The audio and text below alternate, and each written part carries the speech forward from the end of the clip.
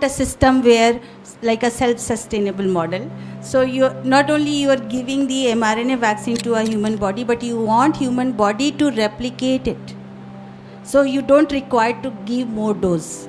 So only one dose of mRNA vaccine. So there comes the self-replicating. The vaccine itself is replicating itself, and it is giving you protection. So that is one thing. And second, the cold chain problem. So just to continue on that, is that how safe is that you will continue to generate that mRNA inside your cell? Yeah. So in that case, we know that pathogen, whenever they enter, they also replicate. But the self-replicating plasmids, which has the mRNA vaccine, it's not that like lifelong it is going to be replicating. The system is that it will replicate. The machinery will only support its application to a certain period of the time. It's just not the lifelong you are making the pathogen protein. So that is being taken care of very well from the scientific community, and the technology is in place. Second point is the cold chain. Yes, I do agree. Being in a tropical area, as well as the humans are living to the very far area in being a big country like India, we have a problem of transportation of vaccine having the cold chain, and I think there comes the need is the mother of invention, and we do aware of this need. That our vaccine system should just reach in a normal cold temperature, not a deep freezer type of a temperature. So being a scientist, we have delivered a delivery system where we will put our mRNA and that will be stable. And you are part of that research, Anand. Yes. So we are making some kind of a bags, the very, very smaller bags that is coming from the human cell only. So again, human body will not see it as a foreign, and which is very stable. And we are putting the mRNA inside the small, tiny bags of human cells, and that we are going to deliver.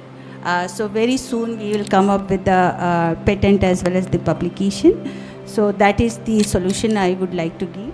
And the third thing is that, as you just pointed out, that we are suffering not only for falciparum but Vivax, as well as some other 2 strain, malaria and ovale.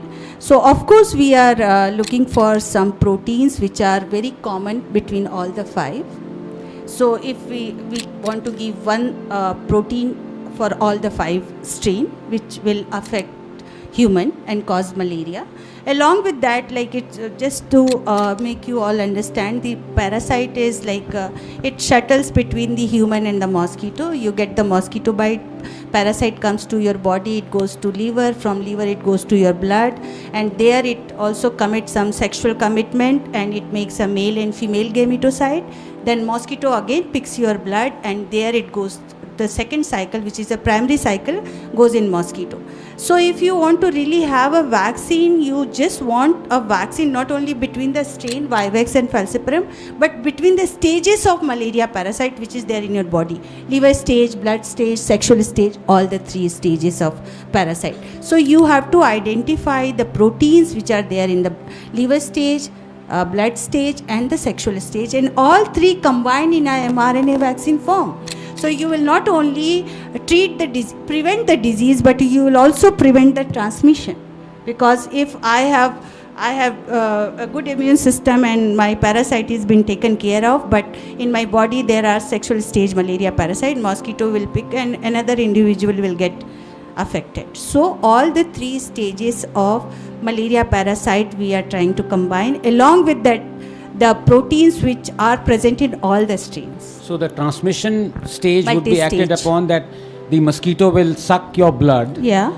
And the antibody against a mosquito protein will go inside the mosquito. Antibody against the parasite protein. Against the parasite, I beg your pardon. Will go to mosquito. Yes, will go to the mosquito.